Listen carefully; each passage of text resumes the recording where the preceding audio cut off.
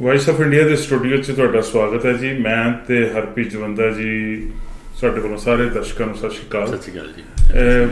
ਜਵੰਦਰ ਜੀ, ਗੱਲ ਕਰ ਰਹੇ ਹਾਂ ਭੁੱਲੇ ਵਿਸਰੇ ਪੰਜਾਬ ਦੀ। ਹਾਂਜੀ। 15 ਸਾਲ ਤੁਹਾਨੂੰ ਆਇਆ ਨੂੰ ਹੋ ਗਏ। ਹਾਂਜੀ। 12-13 ਮੈਨੂੰ ਵੀ ਹੋ ਗਏ। ਤੇ ਭੁੱਲਿਆ ਤਾਂ ਹੈ ਨਹੀਂ, ਯਾਦ ਤਾਂ ਸਾਰਾ ਕੁਛ ਹੈ। ਸਗੋਂ ਹਿਰਵਾ ਵਾ ਕਿ ਉਹ ਪੰਜਾਬ ਜਿਹੜਾ ਅਸੀਂ ਵੇਖਿਆ ਸੀਗਾ, ਜਿਸ ਪੰਜਾਬ ਦੇ ਵਿੱਚ ਸਾਡਾ ਬਚਪਨ ਗੁਜ਼ਰਿਆ, ਜਵਾਨੀ ਦੇ ਦਿਨ ਅਸੀਂ ਵੇਖੇ, ਫਿਰ ਗ੍ਰਸਤ ਜੀਵਨ ਵੀ ਸ਼ੁਰੂ ਉੱਥੇ ਹੋਇਆ, ਕਰਮ ਭੂਮੀ ਰਿਹਾ। ਅੱਜ ਉਹ ਪੰਜਾਬ ਦੇ ਹਾਲਾਤ ਠੀਕ ਨਹੀਂ। ਅੱਜ ਉਹ ਪੰਜਾਬ ਨਹੀਂ ਹੈਗਾ ਜਿਹੜੀਆਂ ਪੁਰਾਣੀਆਂ ਸਾਂਝਾਂ ਸੀ, ਸੱਭਿਆਚਾਰਕ ਜਿਹੜਾ ਗੱਠ ਜੋੜ ਸੀ, ਲੋਕਾਂ 'ਚ ਤੇ ਪਿਆਰ ਜਿਹੜਾ ਸੀਗਾ, ਉਹ ਅੱਜ ਨਹੀਂ ਵੇਖਣ ਨੂੰ ਮਿਲਦਾ। ਇਹ ਕੀ ਸਾਨੂੰ ਜਦੋਂ ਅਸੀਂ ਬਾਹਰੋਂ ਜਾਂਦੇ ਹਾਂ ਉਦੋਂ ਵੇਖਣ ਨੂੰ ਨਹੀਂ ਮਿਲਦਾ, ਜਾਂ ਉਹ ਵੀ ਲੋਕ ਮਹਿਸੂਸ ਕਰਦੇ ਇੱਦਾਂ? ਦੇਖੋ MP ਸਿੰਘ ਜੀ, ਕਿ ਜੇ ਤੁਸੀਂ ਇੱਕ ਛੋਟੇ ਜਿਹੇ ਬੱਚੇ ਨੂੰ ਦੇਖੋ ਨਾ, ਤੁਸੀਂ 5 ਸਾਲ ਬਾਅਦ ਤੁਹਾਨੂੰ ਲੱਗੇਗਾ ਬਹੁਤ ਵੱਡਾ ਹੋ ਗਿਆ।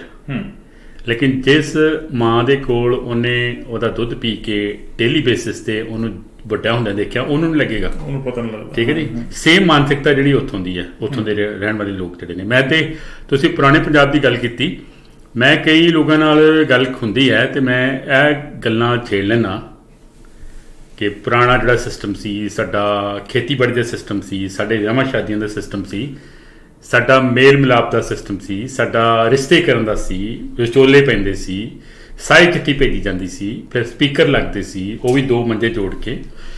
ਤੇ ਇਹ ਜਿਹੜਾ DJ ਕਲਚਰ ਤੇ ਜਿਹੜਾ ਜੰਜ ਘਰ ਵਾਲਾ ਜਿਹੜਾ ਸਿਟੀ 'ਚ ਜਿਹੜੇ ਵੱਡੇ ਵੱਡੇ ਖੁੱਲੇ ਨੇ ਪੈਲੇਸ ਨਾ, ਉਹ ਕਲਚਰ ਨਹੀਂ ਸੀ ਹੁੰਦਾ। ਹਾਂਜੀ।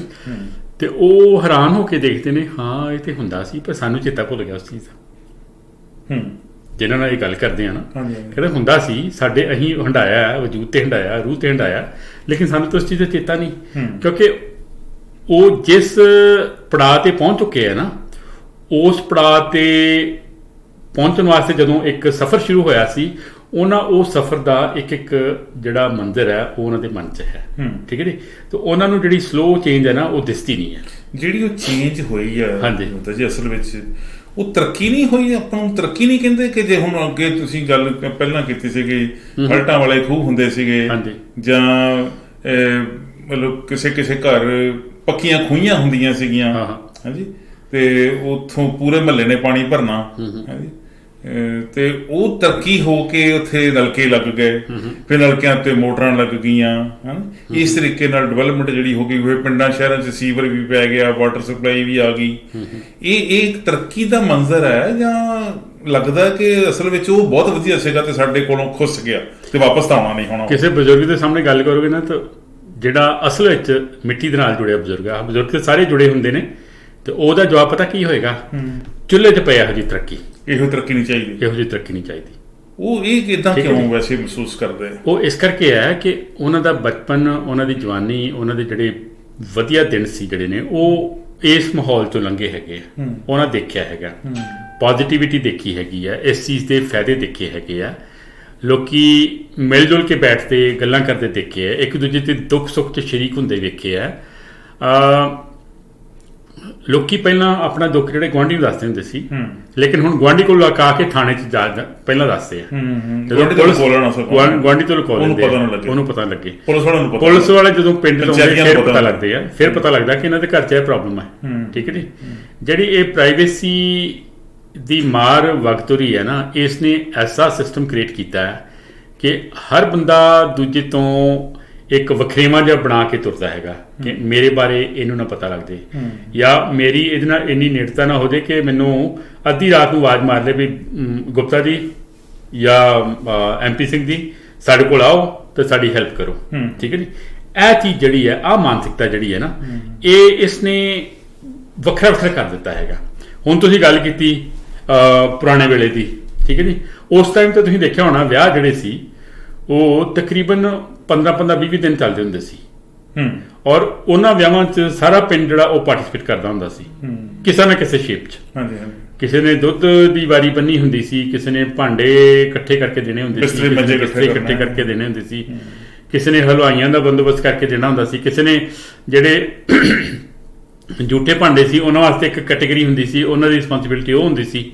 ਕਈਆਂ ਨੇ ਜਿਹੜੇ ਰਾਹ ਨੇ ਬਰਾਤ ਵਾਸਤੇ ਉਹ ਬਣਾਉਣੇ ਹੁੰਦੇ ਸੀ, ਕਈਆਂ ਨੇ ਖਾਣ ਪੀਣ ਦਾ ਬੰਦੋਬਸਤ ਹੁੰਦਾ ਸੀ, ਫਿਰ ਕਈਆਂ ਕੋਲ ਕਈ ਇੰਚਾਰਜ ਹੁੰਦੇ ਸੀ ਕਿ ਤੁਹਾਨੂੰ ਬਰਫੀ ਤੇ ਮਠਿਆਈ ਦੇ ਇੰਚਾਰਜ ਤੁਸੀਂ ਹੋ, ਤੁਸੀਂ ਜ਼ਿੰਮੇਵਾਰ ਹੋ ਉਸ ਚੀਜ਼ ਦੇ, ਠੀਕ ਹੈ ਜੀ। ਲੇਕਿਨ ਹੁਣ ਤੇ ਔਰ ਇੱਕ ਹੋਰ ਚੀਜ਼ ਹੈ ਕਿ ਜਿਸ ਬੰਦੇ ਨੇ, ਜਿਸ ਬੱਚੇ ਨੇ ਜਾਂ ਜਿਸ ਯੰਗਸਟਰ ਨੇ ਉਹ ਮਾਹੌਲ ਨਹੀਂ ਦੇਖਿਆ ਹੈਗਾ, ਉਹਨੂੰ ਲੱਗਦਾ ਹੈ ਕਿ ਉਹ ਪੁਰਾਣੇ ਵੇਲੇ ਦੀ ਗੱਲ ਹੈ।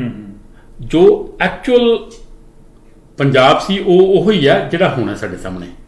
ਇਹ ਮਾਡਰਨ ਹੈ, ਜਿਹੜਾ ਮਾਡਰਨ ਹੈ ਜੀ, ਇਹੋ ਹੀ ਹੈ ਅਸਲ ਪੰਜਾਬ। ਇਹ ਹੈ ਅਸਲ ਪੰਜਾਬ, ਇਹ ਹੈ। ਉਹ ਪਤਾ ਨਹੀਂ ਕਿਹੜੇ ਵੇਲੇ ਦੀ ਗੱਲ ਕਰਦੇ ਆ, ਲੇਕਿਨ ਤੁਸੀਂ ਆਪਣੀ ਸੁਰਤ ਜਿਹੜੀ ਹੈ, ਆਪਣੀ ਮਾਨਸਿਕਤਾ ਜਿਹੜੀ ਹੈ ਉਸ ਟਾਈਮ ਤੇ ਲੈ ਕੇ ਜਾਓ ਕਿ ਖੁੱਲੇ ਵੇਲੇ ਹੁੰਦੇ ਸੀ। ਹੁਣ ਤੇ 2-2 ਘੰਟਿਆਂ 'ਚ ਵਿਆਹ ਮੁੱਕ ਜਾਂਦਾ, ਆ 2-2 ਦਿਨ 'ਚ ਤਲਾਕ ਹੋ ਜਾਂਦਾ, ਠੀਕ ਹੈ ਜੀ। ਬਿਲਕੁਲ। ਉਦੋਂ ਜਿਸ ਤਰ੍ਹਾਂ ਆਪਾਂ ਪਿੱਛੇ ਵੀ ਗੱਲ ਕੀਤੀ ਸੀ ਕਿ ਜਿਹੜੇ ਨਵੇਂ ਘਰਾਂ ਦੀ ਇੱਕ 5 years ਵਾਰੰਟੀ ਹੁੰਦੀ ਹੈ, 10 years ਵਾਰੰਟੀ ਹੁੰਦੀ ਹੈ, ਉਦੋਂ ਵਿਚੋਲਾ ਵਾਰੰਟੀ ਹੁੰਦਾ ਸੀ ਕਿ ਅਗਰ ਕੋਈ ਵਿਆਹ ਤੋਂ ਬਾਅਦ ਕੋਈ ਗੱਲਬਾਤ ਹੋ ਗਈ ਤੇ ਵਿਚੋਲੇ ਤੇ ਹੁੰਦਾ ਸੀ, ਉਹਨੂੰ ਬੁਲਾਇਆ ਜਾਂਦਾ ਸੀ ਕਿ ਇਹਨੇ ਕੋਈ ਵਿਖੇਵਾ ਹੈ ਜਾਂ ਡਿਫਰੈਂਸਿਸ ਹੈ ਤੇ ਇਹਨਾਂ ਨੇ ਸੋਲਵ ਕਰ ਦੇਣਾ ਹੈਗਾ। ਲੇਕਿਨ ਹੁਣ ਐਸੀ ਗੱਲ ਨਹੀਂ। ਜਿਹੜੀ ਹੁੰਦਾ ਜੀ, ਤੁਸੀਂ ਅਸੀਂ ਸਲੇਟਾਂ ਉੱਤੇ ਲਿਖਦੇ ਰਹੇ ਆ, ਫੱਟੀਆਂ ਤੇ ਲਿਖਦੇ ਰਹੇ, ਫੱਟੀ ਪੋਚ ਕੇ ਘਰੋਂ ਲੈ ਕੇ ਜਾਣੀ, ਫਿਰ ਅੱਧੀ ਛੁੱਟੀ ਦੇ ਟਾਈਮ ਦੁਬਾਰਾ ਪੁੱਛ ਕੇ ਲੈ ਕੇ ਜਾਣੀ, ਰਾਹ 'ਚ ਉਹਨੂੰ ਏਦਾਂ ਘੁਮਾਉਂਦੇ ਜਾਣਾ ਵੀ ਸੁੱਕ ਜਾਏ ਜਲਦੀ।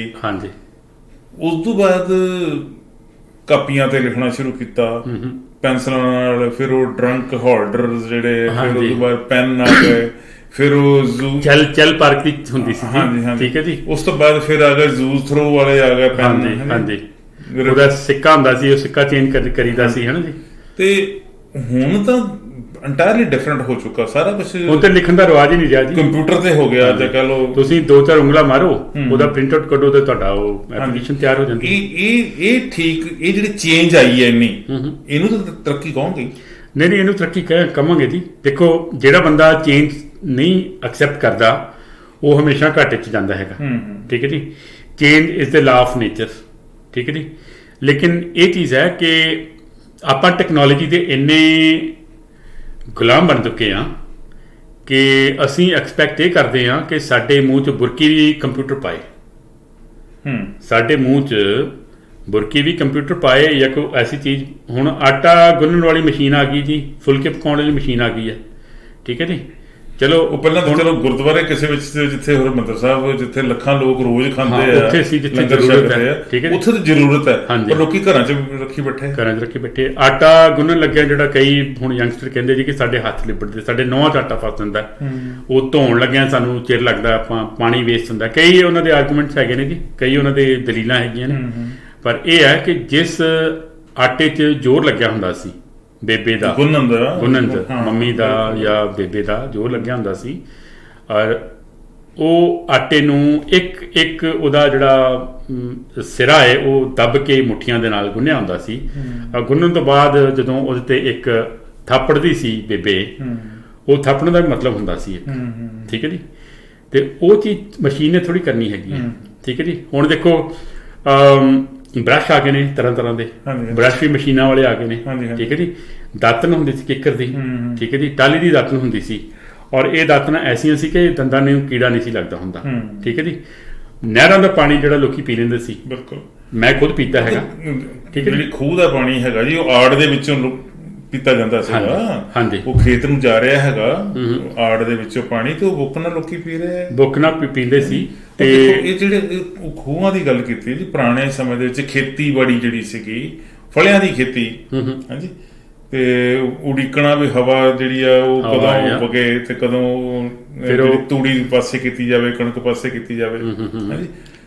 ਪੈਡੀ ਇੰਨੀ ਨਹੀਂ ਸੀ ਹੁੰਦੀ ਵੈਸੇ, ਪਰ ਪੈਡੀ ਤਾਂ ਜਦੋਂ ਆਈ ਆ, ਗ੍ਰੀਨ ਰੈਵੋਲੂਸ਼ਨ ਵਾਲਾ ਜ਼ਮਾਨਾ ਜਦੋਂ ਆਇਆ, ਉਦੋਂ ਪੈਡੀ ਹੋਈ, ਉਦੋਂ ਫਿਰ ਟਰੈਕਟਰ ਵੀ ਆਏ, ਕੰਬਾਈਨਾਂ ਵੀ ਆਈਆਂ, ਟਰਾਲੀਆਂ ਵੀ, ਉਸ ਤਰੀਕੇ ਦੇ ਟਰੈਕਟਰਾਂ ਦੇ ਨਾਲ ਪਿੱਛੇ ਹਲ ਸੁਹਾਗੇ ਵੀ ਆਏ, ਸਾਰਾ ਕੁਛ ਆਇਆ। ਤੇ ਬਿਜਲੀ ਦੀਆਂ ਮੋਟਰਾਂ ਆ ਗਈਆਂ, ਫਿਰ ਬਿਜਲੀ ਘੱਟ ਹੋ ਗਈ, ਬਿਜਲੀ ਕੱਟ ਲੱਗਣ ਲੱਗ ਪਏ, ਲੋਕਾਂ ਨੇ ਜਨਰੇਟਰ ਬਣਾ ਲਏ ਟਰੈਕਟਰ ਦੇ ਨਾਲ, ਟਰੈਕਟਰ ਡਰਿਵਨ ਜਨਰੇਟਰ ਖੜੇ ਹੋ ਗਏ, ਤੇ ਉਹ 4 ਮੋਟਰਾਂ ਚੱਲ ਜਾਂਦੀਆਂ ਟਰੈਕਟਰ ਡਰਿਵਨ ਜਨਰੇਟਰ ਦੇ ਨਾਲ।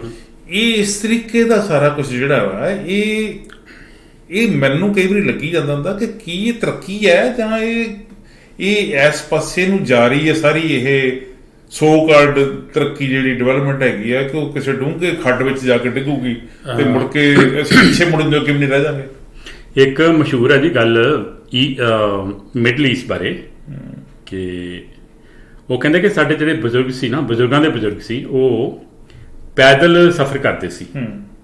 ਬਿਲਕੁਲ ਮਾਰੂਥਲ 'ਚ ਪੈਦਲ ਸਫ਼ਰ ਕਰਦੇ ਸੀ। ਫਿਰ ਕਹਿੰਦੇ ਸਾਡੇ ਕੋਲ ਊਂਠ ਆ ਗਏ, ਇੱਕ ਜਨਰੇਸ਼ਨ ਕੋਲ ਊਂਠ ਆ ਗਏ ਤੇ ਥੋੜਾ ਜਿਹਾ ਆਵਾਜਾਈ ਦਾ ਸਾਧਨ ਜਿਹੜਾ ਸੌਖਾ ਹੋ ਗਿਆ। ਉਸ ਤੋਂ ਬਾਅਦ ਤੇਲ ਨਿਕਲਣਾ ਸ਼ੁਰੂ ਹੋਇਆ ਤੇ ਬਹੁਤ ਜ਼ਿਆਦਾ ਪੈਸਾ ਆ ਗਿਆ, ਸਰਮਾਇਆ ਆ ਗਿਆ। ਉਹਦੇ ਬੇਸ ਤੇ ਇਹਨਾਂ ਨੇ ਟੈਕਨੋਲੋਜੀ ਲੈਂਦੀ ਉੱਤੇ, ਮਿਡਲ ਈਸਟ ਦੀ ਗੱਲ ਕਰਦਾ, ਤੇ ਟੈਕਨੋਲੋਜੀ ਆਈ ਤੇ ਲੋਕ ਹੋਰ ਸੁਖਰੈਣੇ ਹੋ ਗਏ। ਹਵਾਈ ਜਹਾਜ਼ ਖਰੀਦ ਲਏ, ਕਾਰਾਂ ਖਰੀਦ ਲਈਆਂ, ਫਿਰ ਵੱਡੀਆਂ ਮਹਿੰਗੀਆਂ ਕਾਰਾਂ ਖਰੀਦ ਲਈਆਂ। ਔਰ ਹੁਣ ਹਵਾਈ ਜਹਾਜ਼ ਤੇ ਕਈ ਲੋਕ ਉੱਥੋਂ ਦੇ ਜਿਹੜੇ ਜਿਹਨਾਂ ਕੋਲ ਜ਼ਿਆਦਾ ਪੈਸਾ, ਉਹ ਨਿਊਯਾਰਕ ਸ਼ਾਪਿੰਗ ਕਰਨ ਆਉਂਦੇ ਹੈਗੇ ਆ, ਤੇ ਉੱਥੋਂ ਹਵਾਈ ਜਹਾਜ਼ ਤੇ ਵਾਪਸ ਆਉਂਦੇ, ਸਪੈਸ਼ਲ ਆਉਂਦੇ ਹੈਗੇ ਆਪਣੇ ਪ੍ਰਾਈਵੇਟ, ਦੁਬਈ ਤੋਂ ਤੇ ਮਿਡਲ ਈਸਟ ਤੋਂ, ਸਾਊਦੀ ਅਰੇਬੀਆ ਤੋਂ। ਪਰ ਉਹ ਲੋਕ ਜਦੋਂ ਆਪਣੀ ਨੈਕਸਟ ਜਨਰੇਸ਼ਨ ਬਾਰੇ ਸੋਚਦੇ ਆ, ਕਹਿੰਦੇ ਕਿ ਸ਼ਾਇਦ ਉਹ ਜਨਰੇਸ਼ਨ ਨੂੰ ਫਿਰ ਊਂਠਾਂ ਤੇ ਪੈਦਲ ਆਉਣਾ ਪਏ। ਕੀ ਰੀਜ਼ਨ ਕੀ ਕਹਿੰਦੇ? ਰੀਜ਼ਨ ਦੇਖੋ, ਉਹ ਕਹਿੰਦੇ ਨਾ, ਪੰਜਾਬੀ 'ਚ ਕਹਾਵਤ ਹੈ ਕਿ ਖਾਦਿਆਂ ਤੇ ਖੂਹ ਵੀ ਮੁੱਕ ਜਾਂਦੇ ਆ। ਲੈਟ ਸੇ ਜਦੋਂ ਤੇਲ ਖਤਮ ਹੋ ਗਿਆ ਜਾਂ ਤੇਲ ਦੀ ਰਿਕੁਆਇਰਮੈਂਟ ਨਾ ਰਹੀ, ਫਿਰ ਕੀ ਚੀਜ਼ ਵੇਚਣਗੇ ਤੇ ਕੀ ਸਰਮਾਇਆ ਆਏਗਾ, ਉਸ ਚੀਜ਼ ਨੂੰ ਸੋਚ ਕੇ। ਤੇ ਉਹ ਕਹਿੰਦੇ ਆ ਕਿ ਜਿਹੜਾ ਜਦੋਂ ਬੈਕ ਟੂ ਦਾ ਬੇਸਿਕਸ ਆਏ, ਉਦੋਂ ਜਨਰੇਸ਼ਨ ਨੂੰ ਬਹੁਤ ਮੁਸ਼ਕਿਲ ਹੋਣੀ ਹੈ। ਲੇਕਿਨ ਉਹ ਕਹਿੰਦੇ ਨੇ ਕਿ ਆਪ ਮੋਏ ਜੱਗ ਪਰ ਲੋ, ਜਦੋਂ ਆਪ ਹੀ ਨਾ ਰਹੇ ਤੇ ਫਿਰ ਹੈ ਨਾ ਜੀ। ਪਰ ਸੇਮ ਚੀਜ਼ ਜਿਹੜੀ ਹੈ ਪੰਜਾਬ 'ਚ ਹੋਣ ਵਾਲੀ ਹੈ, ਜਿਹੜੀ ਦਿਸਦੀ ਹੈ, ਜਿਹੜੀ ਮੈਂ ਇਹ ਨਹੀਂ ਕਿ ਮੈਂ ਕਿਸੇ ਰਿਊਮਰ ਦੇ ਬੇਸ ਤੇ ਜਾਂ ਕਿਸੇ ਅਫਵਾਹ ਦੇ ਬੇਸ ਤੇ ਕਹਿ ਰਿਹਾ ਜਾਂ ਮੇਰੇ ਮਨ ਦੀ ਉਪਜ ਹੈ। ਇਹ ਜਿਹੜੇ ਉੱਥੇ ਹਾਲਾਤ ਬਣ ਗਏ ਆ, ਉਹ ਦੱਸਦੇ ਆ ਕਿ ਇਹ ਚੀਜ਼ ਹੋਣ ਵਾਲੀ ਹੈਗੀ ਹੈ। ਜਿਹੜਾ ਕੁਛ ਆਪਾਂ ਜ਼ਿਕਰ ਕਰ ਰਹੇ ਜੀ, ਇਹ ਸਾਰਾ ਕੁਛ ਆਪਾਂ ਵੇਖਿਆ ਆਪਣੇ ਤੇ ਹੰਡਾਇਆ। ਹਾਂਜੀ, ਠੀਕ ਹੈ ਜੀ। ਜਿਹੜਾ ਤੁਸੀਂ ਕਹਿ ਰਹੇ ਹੋ ਕਿ ਹੋ ਸਕਦਾ ਉਹ ਜਹਾਜ਼ਾਂ ਤੋਂ ਦੁਬਾਰਾ ਫਿਰ ਊਠਾਂ ਤੇ ਆ ਜਾਣਗੇ, ਹਾਂਜੀ, ਇਹ ਸਿਚੁਏਸ਼ਨ ਸਾਡੇ ਜੀਂਦੇ ਜੀ ਹੋ ਸਕਦੀ?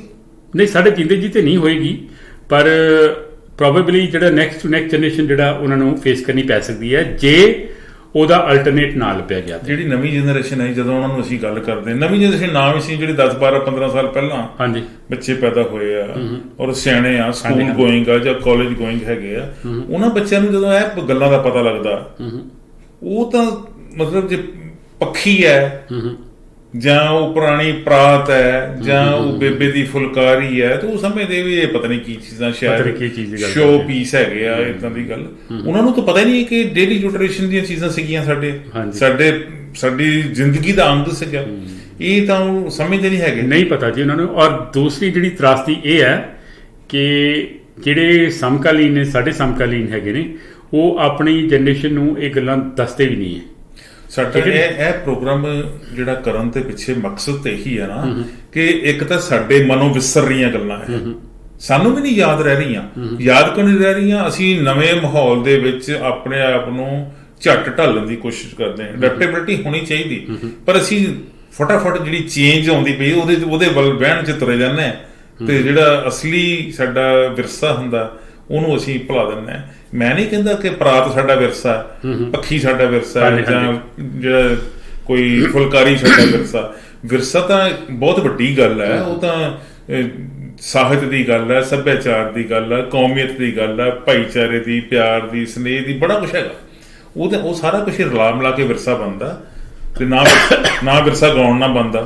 ਮੈਂ ਇਸ ਮਾਮਲੇ 'ਚ ਬੜਾ ਸਪਸ਼ਟ ਹੈਗਾ।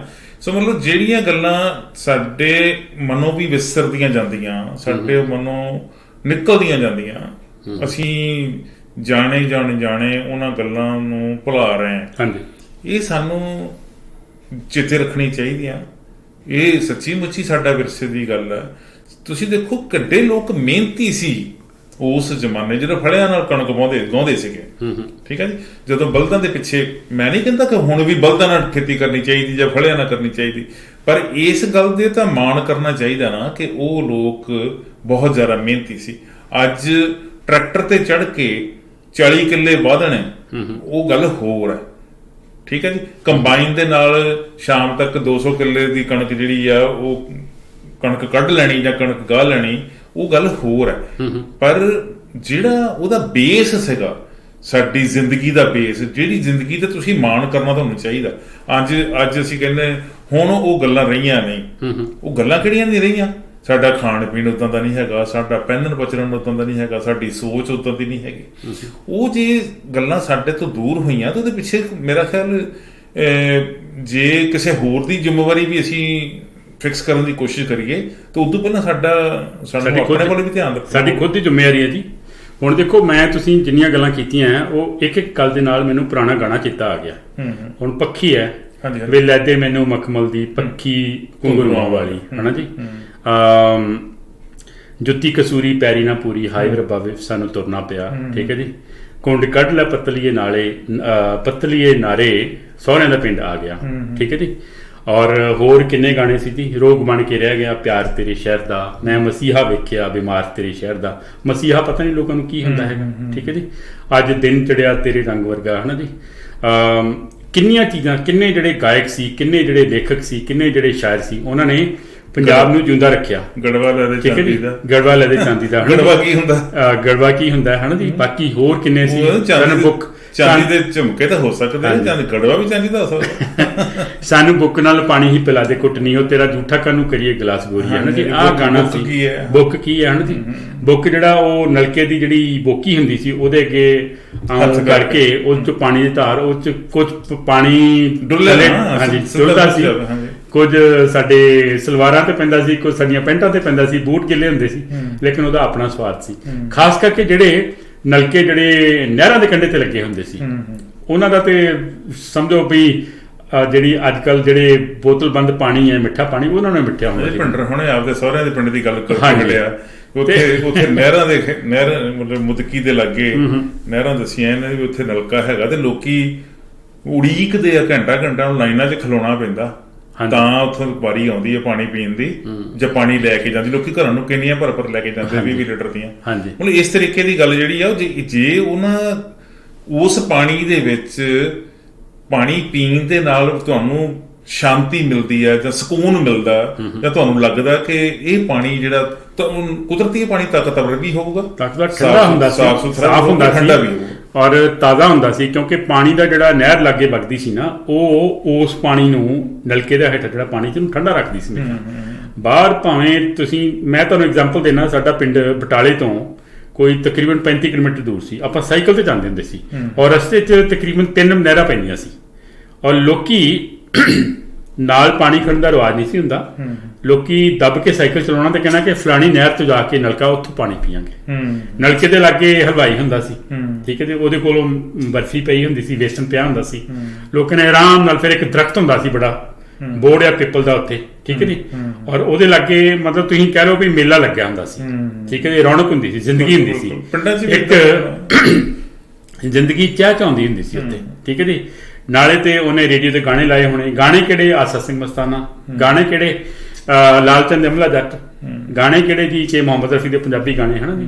ਤੇ ਉਹ ਵੇਲਾ ਸੀ ਜਿਹੜਾ ਉਹ ਬੰਦਾ ਮਹਿਸੂਸ ਨਹੀਂ ਕਰ ਸਕਦਾ ਜਿਹਨੇ ਉਹ ਵੇਲਾ ਆਪਣੇ ਰੂਹ ਤੇ ਨਹੀਂ ਹੰਡਾਇਆ ਹੈਗਾ। ਸਾਨੂੰ ਹੁੰਦਾ ਜੀ ਹੇਰਵਾਈ ਕਰਨਾ ਚਾਹੀਦਾ, ਇਹੀ ਪਛਤਾਵਾ ਜਿਹਾ ਰੱਖਣਾ ਚਾਹੀਦਾ ਮਨ ਵਿੱਚ ਕਿ ਉਹ ਦਿਨ ਬੜੇ ਚੰਗੇ ਸੀ ਤੇ ਹੁਣ ਸ਼ਾਇਦ ਚੰਗੇ ਨਹੀਂ ਹੈ।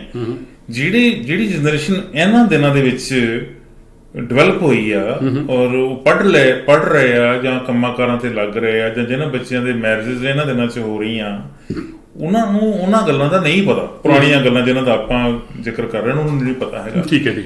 ਸਾਡਾ ਹੇਰਵਾ ਕਰਨਾ, ਸਾਡਾ ਜਿਹੜਾ ਪਛਤਾਵਾ ਕਰਨਾ ਹੀ ਸਫੀਸ਼ੀਐਂਟ ਹੈ ਜਾਂ ਕੁਝ ਅਸੀਂ ਕਰ ਸਕਦੇ ਹਾਂ ਆਪਣੀ ਨਵੀਂ ਜਨਰੇਸ਼ਨ ਨੂੰ ਬਿਠਾ ਕੇ ਉਹਨੂੰ ਸਮਝਾ ਕੇ ਕਿ ਅਸਲ ਵਿੱਚ ਇਹ ਜਿਹੜਾ ਤੁਸੀਂ ਅੱਜ ਲਾਈਫ ਜਿਹਨੂੰ ਕਹਿ ਰਹੇ, ਇਹ ਲਾਈਫ ਨਹੀਂ ਹੈ। ਲਾਈਫ ਤਾਂ ਅਸਲ 'ਚ ਮਤਲਬ ਹੋਰ ਹੈ, ਉਹ ਲਾਈਫ, ਇਹਨੂੰ ਲਾਈਫ ਨੂੰ ਕਹਿੰਦੇ ਨਹੀਂ।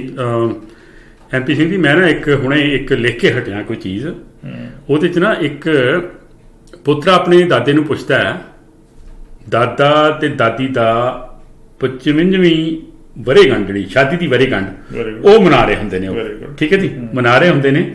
ਤੇ ਉਹਦੀ ਚਲੋ ਬੈਕਗਰਾਊਂਡ ਤੁਸੀਂ ਪੜ੍ਹ ਲਿਓ ਉੱਤੇ। ਤੇ ਇੱਕ ਪੋਤਰਾ ਹੁੰਦਾ, ਉਹਦਾ ਦਾਦਾ ਡਿਵੋਰਸ ਹੋ ਕੇ ਹਟਿਆ ਹੁੰਦਾ ਉਹਦਾ।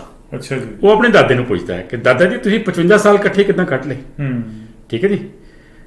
ਉਹ ਲਾਗੇ ਪਈ ਜਿਹੜੀ ਉਹਦੀ ਵਾਈਫ ਹੈ, ਜਾਂ ਮੁੰਡੇ ਦੀ ਦਾਦੀ। ਦਾਦੀ ਜਿਹੜੀ ਹੈ ਰੇਸ਼ਮ ਕੌਰ, ਉਹਦੇ ਵੱਲ ਲੈ ਕੇ ਲੰਮਾ ਸਾਰਾ ਸਾਹ, ਉਹ ਕਿਉਂਕਿ ਬਿਮਾਰ ਹੁੰਦੀ ਥੋੜੀ ਜੀ, ਲੰਮਾ ਸਾਰਾ ਸਾਹ ਲੈਂਦਾ ਤੇ ਕਹਿੰਦਾ ਹੈ ਕਿ ਪੁੱਤਰਾ ਸਾਡੇ ਵੇਲੇ ਜਿਹੜੇ ਗਿਲੇ ਸ਼ਿਕਵੇ ਸੀ ਨਾ, ਕੋਈ ਗਿਲਾ ਸ਼ਿਕਵਾ ਹੁੰਦਾ, ਗੁੱਸਾ ਚੜਦਾ ਤੇ ਉਹਨੂੰ ਪੀ ਲਿਆ ਜਾਂਦਾ ਸੀ, ਔਰ ਅਗਰ ਕੋਈ ਕੱਪੜਾ ਪਾੜ ਜਾਂਦਾ ਸੀ ਤੇ ਉਹਨੂੰ ਸੀ ਲਿਆ ਜਾਂਦਾ ਸੀ। ਬਿਲਕੁਲ। ਸਾਡੇ ਵੇਲੇ ਉਹ ਕਹਿੰਦਾ ਸਾਡੇ ਵੇਲੇ ਨਿੱਕੇ ਨਿੱਕੇ ਨੁਕਸ ਕੱਢ ਕੇ ਕਿਸੇ ਚੀਜ਼ ਨੂੰ ਗਾਰਬੇਜ ਜਾਂ ਡਸਟਬਿਨ 'ਚ ਸੁੱਟਣ ਦਾ ਰਿਵਾਜ ਨਹੀਂ ਸੀ ਹੁੰਦਾ। ਬਿਲਕੁਲ ਠੀਕ ਹੈ ਜੀ। ਇਹ ਹੁਣ ਤੁਸੀਂ ਇਹਨੂੰ ਐਨਾਲਿਸਿਸ ਕਰੋ ਕਿ ਨਿੱਕੇ ਨਿੱਕੇ ਅੱਜ 2 ਘੰਟੇ ਲਾ ਕੇ 2 ਘੰਟੇ 'ਚ ਵਿਆਹ ਹੋਇਆ ਲੈਟਸ ਸੇ, ਅਗਲੇ ਦਿਨ ਕੋਈ ਐਸੀ ਚੀਜ਼ ਪਤਾ ਲੱਗ ਗਈ ਕਿ ਨਹੀਂ ਅਸੀਂ ਇਕੱਠੇ ਨਹੀਂ ਰਹਿਣਾ ਹੈਗਾ, ਚਲੋ ਜੀ ਕੋਰਟ ਤੇ ਕੇਸ ਫਾਈਲ ਕੀਤਾ, ਪ੍ਰੋਸੀਡ ਹੋਇਆ, ਡਿਵੋਰਸ ਹੋ ਗਿਆ, ਚੱਲ ਮੇਰੇ ਭਾਈ ਫਿਰ ਦੂਜਾ ਲਾਈਫ ਪਾਰਟਨਰ ਲੱਭਣਾ। ਹੁਣ ਕਈ ਤੇ ਐਸੇ ਹੈ ਕਿ ਜਿਹਨਾਂ ਦੇ ਸਾਡੀ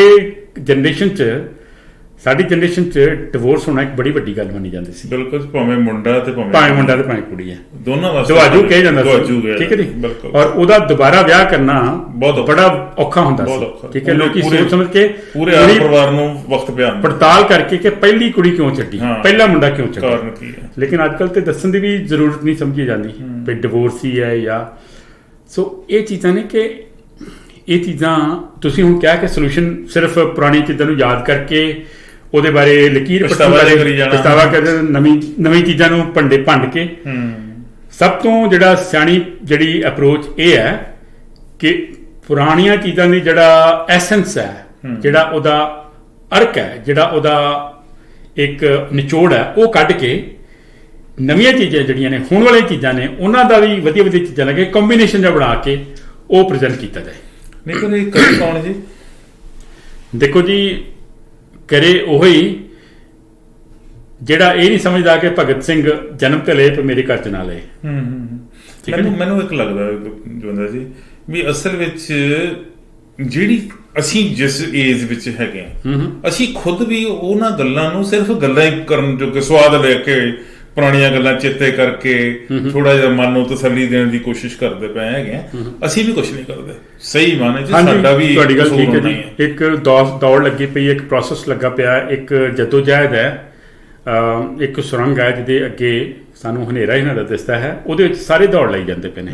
ਅਗਰ ਉਸ ਤੋਂ ਦੌੜ ਤੋਂ ਕੋਈ ਲਾਂਭੇ ਹੋ ਜਾਂਦਾ, ਲੋਕੀ ਜਿਹੜੇ ਦੌੜ ਜਾਂਦੇ ਇਹਨੂੰ ਮਖੌਲ ਕਰਦੇ ਆ ਕਿ ਪਿੱਛੇ ਰਹਿ ਗਿਆ ਬੰਦਾ ਹੈ। ਠੀਕ ਹੈ, ਜਿੰਨਾ ਚਿਰ ਤੱਕ ਅਸੀਂ ਨਹੀਂ ਉਹਦੇ ਬਾਰੇ ਚਿੰਤਤ ਹੋਵਾਂਗੇ ਨਾ ਜੀ, ਅਸੀਂ ਕਿਸੇ ਨੂੰ ਕੀ ਦੱਸਾਂਗੇ? ਅਸੀਂ ਆਪਦੇ ਬੱਚਿਆਂ ਨੂੰ ਇਹਨਾਂ ਬਾਰੇ ਗੱਲਾਂ ਬਾਰੇ ਕਿਵੇਂ ਦੱਸਾਂਗੇ ਜਦੋਂ ਅਸੀਂ ਖੁਦ ਹੀ ਨਹੀਂ ਆ। ਬਿਲਕੁਲ ਠੀਕ ਹੈ ਜੀ। ਅਸੀਂ ਉੱਥੇ ਇਹਦੇ ਬਾਰੇ ਖੁਦ ਹੀ ਚਿੰਤਾ ਨਹੀਂ ਕਰਦੇ, ਸਿਰਫ ਉਂਝ ਗੱਲਾਂ ਬੈਠ ਕੇ ਕਰ ਲਈਆਂ, ਜਾਂ ਕਹਿ ਲਓ ਵੀ ਉਹ ਚੇਤਾ ਕਰ ਲਿਆ ਵੀ ਮੇਰੇ ਵਿਆਹ ਤੇ ਕਿੱਦਾਂ ਹੋਈ ਸੀ, ਉਹ ਫਲਾਨਾ ਵੀ ਆਇਆ ਸੀ, ਟਮਕਾਨਾ ਵੀ ਆਇਆ ਸੀ, ਇੰਨੇ ਬੰਦੇ ਬਰਾਤ 'ਚ ਗਏ ਸੀ, ਫਿਰ ਉਹ ਪਹਿਲਾਂ ਇੰਨੇ ਦਿਨ ਪਹਿਲਾਂ ਗਾਉਣ ਬਿਠਾਇਆ ਗਿਆ ਸੀ, ਫਿਰ ਉਹ ਸਗਨ ਵਾਲਾ ਦਿਨ ਸੀ, ਅਸੀਂ ਪਾਠ ਕਰਵਾਇਆ ਸੀ, ਉਹ ਮੰਜੇ ਬਿਸਤਰੇ ਇਕੱਠੇ ਕੀਤੇ, ਗੱਲਾਂ ਨਾ ਰਹਿ ਜਾਣ ਕਿਤੇ। ਮੇਰਾ ਕਹਿਣ ਤੋਂ ਮਤਲਬ ਕਿਉਂਕਿ ਇਹ ਜਿਹੜੀ ਜਨਰੇਸ਼ਨ ਆ, ਜਿਹੜੀ ਜਨਰੇਸ਼ਨ 'ਚ ਅਸੀਂ ਆ, ਅਸੀਂ ਉਹ ਜ਼ੀਰੋ ਵਾਲਾ ਵੀ ਦੇਖਿਆ, ਜਾਂ ਕਹਿ ਲਓ ਵੀ ਦੁਨੀਆ ਅੱਗੇ ਨੂੰ ਵਧਣ ਲਈ ਜਦੋਂ ਪਹਿਲਾ ਸਟੈਪ ਚੱਕਿਆ ਦੁਨੀਆ ਨੇ, ਅਸੀਂ ਉਹ ਵੀ ਦੇਖਿਆ ਤੇ ਅਸੀਂ ਅੱਜ ਵਾਲਾ ਵੀ ਦੇਖ ਰਹੇ। ਜਿਸ ਸਪੀਡ ਦੇ ਨਾਲ ਹੁਣ ਦੁਨੀਆ ਅੱਗੇ ਜਾ ਰਹੀ ਆ, ਟੈਕਨੋਲੋਜੀ ਜਿਸ ਸਪੀਡ ਨਾਲ ਹੁਣ ਵੱਧ ਰਹੀ ਅੱਗੇ, ਸ਼ਾਇਦ ਇਹ ਗੱਲਾਂ ਤਾਂ ਕਿਤਾਬਾਂ ਵਿੱਚ ਵੀ ਨਹੀਂ ਰਹਿਣੀਆਂ। ਕਾਰਨ ਕਿਤਾਬਾਂ ਕਿਸੇ ਨੇ ਪੜ੍ਹਨੀਆਂ ਨੇ, ਇਤਿਹਾਸ ਕਿਸੇ ਨੇ ਫੋਲਣਾ ਨਹੀਂ, ਪੁਰਾਣੀਆਂ ਪਿਕਚਰਾਂ ਕਿਸੇ ਨੇ ਵੇਖਣੀਆਂ ਨਹੀਂ, ਪੁਰਾਣੇ ਗਾਣੇ ਕਿਸੇ ਨੇ ਸੁਣਨੇ ਹੀ ਨਹੀਂ। ਠੀਕ ਹੈ ਜੀ। ਫਿਰ ਤਾਂ ਉਹ ਸਾਰਾ ਕੁਛ ਏਦਾਂ ਲੱਗੂਗਾ ਕਿ ਉਹ ਦੁਨੀਆ ਹੀ ਕੋਈ ਹੋਰ ਸੀਗੀ, ਇਹ ਐਵੇਂ ਪਤਾ ਨਹੀਂ ਕਿਹੜੀਆਂ ਕਹਾਣੀਆਂ ਸੁਣਾਈ ਜਾਂਦੇ। ਅੱਜ ਤੋਂ ਬਾਅਦ ਜਿਹੜੀ ਆਉਣ ਵਾਲੀ ਜਨਰੇਸ਼ਨ ਹੋਊਗੀ, ਉਹ ਤਾਂ ਸਾਨੂੰ ਇਹਨਾਂ ਗੱਲਾਂ ਤੇ ਕਹੂਗੀ ਕਿ ਤੁਸੀਂ ਪਤਾ ਨਹੀਂ ਕਿਹੜੀਆਂ ਪਰੀ ਕਹਾਣੀਆਂ ਸੁਣਾਈ ਜਾਂਦੇ, ਜਿਹੜੇ ਬਾਬੇ ਆਦਮ ਦੇ ਵੇਲੇ ਦੀ ਗੱਲ ਕਰਦੇ ਹੋ ਤੁਸੀਂ, ਪੁਰਾਣੀਆਂ ਕਹਾਣੀਆਂ ਸੁਣਾਈ ਜਾਂਦੇ ਆ। ਇਹ ਅਸਲ ਵਿੱਚ ਨਹੀਂ ਹੋਈਆਂ, ਵਾਪਰੀਆਂ ਨਹੀਂ ਗੱਲਾਂ ਆ। ਇਦਾਂ ਕਿਦਾਂ ਹੋ ਸਕਦਾ ਨਲਕਾ ਗੇੜ ਕੇ ਤੇ ਤੁਸੀਂ ਪਾਣੀ ਕੱਢ ਲਓ ਯਾਰ? ਇਦਾਂ ਕਿਵੇਂ ਹੋ ਸਕਦਾ ਕਿ ਇੱਕ ਖੂਹੀ ਹੁੰਦੀ ਹੈ ਜੀ, ਉਹਦੇ ਤੋਂ ਉਹ ਬਾਲਟੀ ਬੰਨ ਕੇ ਲੱਜ ਨਾਲ ਉਹਨੂੰ ਥੱਲੇ 20-25 ਫੁੱਟ ਤੇ ਭੇਜਿਆ ਜਾਂਦਾ, ਫਿਰ ਉਹ ਬਾਲਟੀ ਆਉਂਦੀ ਹੈ ਤੇ ਉਹਨੂੰ ਉਹ ਮੌਣ ਦੇ ਉੱਤੋਂ ਦੀ ਰੱਸੀ ਕਹਿਣਗੇ how it is possible, tap ਹੈਗੀ ਆਨ ਕਰੋ, ਗੱਲ ਖਤਮ। ਐਮਪੀ ਸਿੰਘ ਜੀ, ਬਿਲਕੁਲ ਤੁਹਾਡੀ ਗੱਲ ਠੀਕ ਹੈ ਜੀ ਕਿ ਇੱਕ ਜਨਰੇਸ਼ਨ ਜਿਹੜੀ ਅਸੀਂ 30-35 ਸਾਲ ਪਹਿਲਾਂ ਦੇਖੀ ਹੈ, ਸਾਡੇ ਵੱਡੇ ਵਡੇਰੇ ਜਿਹੜੇ ਉਹਨਾਂ ਨੇ ਵੀ ਕੁਝ ਗਲਤੀਆਂ ਕੀਤੀਆਂ ਨੇ, ਮੈਂ ਮੰਨਦਾ ਜੀ। ਇੱਕ ਬੰਬੀ ਲਵਾਈ, ਫਿਰ ਦੂਜੀ ਬੰਬੀ ਲਵਾ ਲਈ, ਫਿਰ ਤੀਜੀ ਬੰਬੀ ਲਵਾ ਲਈ। ਉਹਨਾਂ ਨੇ ਇਹ ਅਜ਼ੰਪਸ਼ਨ ਲਈ ਕਿ ਪਾਣੀ ਥੱਲੇ ਭਰਿਆ ਪਿਆ ਥੱਲੇ, ਇਹ ਨਿਕਲਦੇ ਹੀ ਜਾਣਾ। ਦੂਜੇ ਜਿਹੜੇ 2/3 ਪਾਣੀ ਆ ਤੇ 1/3 ਜ਼ਮੀਨ ਆ। 1/3 ਜ਼ਮੀਨ ਆ, ਠੀਕ ਨਹੀਂ। ਔਰ ਅਸੀਂ ਵੀ ਤਾਂ ਬਚਪਨ 'ਚ ਨਹਾਉਂਦੇ ਰਹੇ, ਅਸੀਂ ਵੀ ਸਾਰਾ ਇੰਜੋਇਮੈਂਟ ਕਰਦੇ ਰਹੇ। ਔਰ ਸਾਨੂੰ ਇਹ ਸੀ ਕਿ ਬੰਬੀ ਚੱਲੇਗੀ ਤੇ ਪਾਣੀ ਥੱਲੇ ਧਰਤੀ ਨੇ ਦੇਈ ਜਾਣਾ ਹੈਗਾ, ਲੇਕਿਨ ਹੁਣ ਧਰਤੀ ਨੇ ਵੀ ਹੱਥ ਖੜੇ ਕਰ ਦਿੱਤੇ ਹੈਗੇ। ਸੇਮ ਚੀਜ਼ ਜਿਹੜੀ ਹੈ ਉਹ ਹੋਰ ਚੀਜ਼ਾਂ ਨੇ ਵੀ, ਜਿਹੜੇ ਨੈਚੁਰਲ ਰਿਸੋਰਸਿਸ ਆ ਉਹਨਾਂ ਨੇ ਵੀ ਹੱਥ ਖੜੇ ਕਰ ਦਿੱਤੇ ਹੈ ਕਿ ਸਾਡੀ ਲਿਮਿਟ ਹੈ ਜੀ, ਅਸੀਂ ਲਿਮਿਟ ਤੋਂ ਬਾਹਰ ਹਾਂ। ਬਾਕੀ ਜਿਹੜੀ ਤਰੱਕੀ ਅਸੀਂ ਕੀਤੀ ਹੈ ਜਾਂ ਜਿਹੜੀ ਤਰੱਕੀ ਹੋ ਰਹੀ ਹੈ ਉਹਦੀ ਕੁਝ ਇੰਡਸਟਰੀਅਲ ਵੇਸਟ ਵੀ ਨਿਕਲਿਆ ਉਹਦਾ।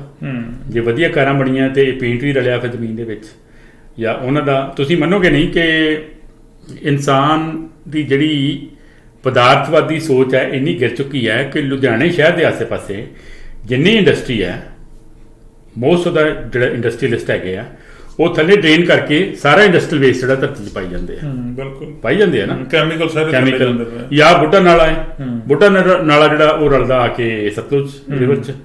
ਤੇ ਸਤਲੁਜ ਜਿਹੜਾ ਉਹ ਜਦੋਂ ਉੱਥੋਂ ਸ਼ੁਰੂ ਹੁੰਦਾ ਹੈ ਹਿਮਾਚਲ ਦੇ ਉੱਚੀਆਂ ਵਾਦੀਆਂ ਤੋਂ, ਕਿੰਨਾ ਸਾਫ਼ ਹੁੰਦਾ ਪਾਣੀ।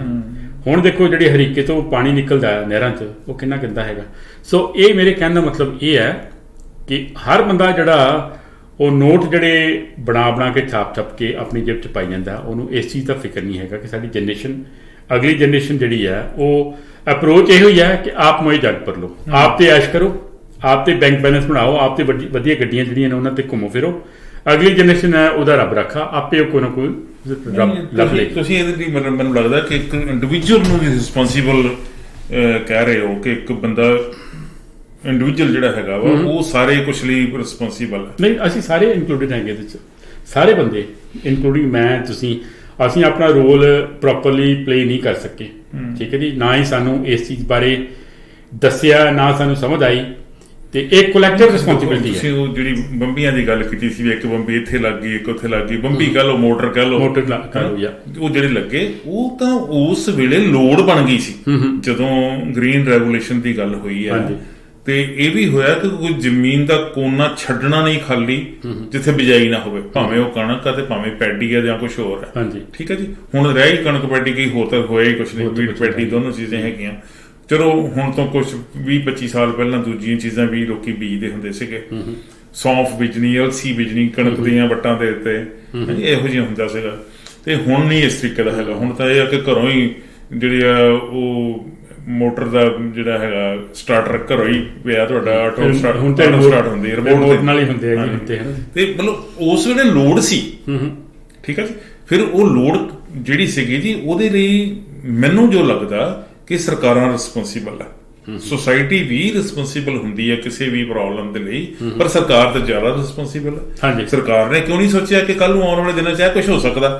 ਜੇ ਅੱਜ ਕੈਨੇਡਾ ਦੇ ਵਿੱਚ ਪਾਣੀ ਜ਼ਮੀਨ ਚੋਂ ਕੱਢਣਾ ਅਲਾਉਡ ਨਹੀਂ ਹੈ, ਨਹਿਰਾਂ ਦਾ ਪਾਣੀ ਪੀਤਾ ਜਾਂਦਾ, ਫਿਲਟਰ ਕੀਤਾ ਉਹਨੂੰ ਕੀਤਾ ਜਾਂਦਾ ਹੈਗਾ, ਤੇ ਇੰਨਾ ਹੜ ਕੇ ਇੰਨਾ ਪਾਣੀ ਹੈ ਇੱਥੇ, ਇੰਨਾ ਜ਼ਿਆਦਾ ਪਾਣੀ ਹੈਗਾ, ਤੋੜ ਆ ਹੀ ਨਹੀਂ ਸਕਦੀ। ਮੈਨੂੰ ਨਹੀਂ ਲੱਗਦਾ ਕਿ ਆਉਣ ਵਾਲੀਆਂ 2-3-4 ਸਦੀਆਂ ਦੇ ਵਿੱਚ ਵੀ ਇੱਥੇ ਪਾਣੀ ਦੀ ਤੋੜ ਆ ਜਾਊਗੀ, ਪਰ ਉੱਥੇ ਜਿਹੜੀ ਆਈ ਹੈ, ਜੇ ਇੱਥੇ ਨਹੀਂ ਆਈ ਤੇ ਇਹਦਾ ਮਤਲਬ ਸਰਕਾਰ ਨੇ ਆਉਣ ਨਹੀਂ ਦੇਣੀ, ਤੇ ਉਹਨੇ ਸਰਕਾਰ ਨੇ ਲੋਕਾਂ ਨੂੰ ਵੀ ਸਿਆਣਿਆ ਕੀਤਾ।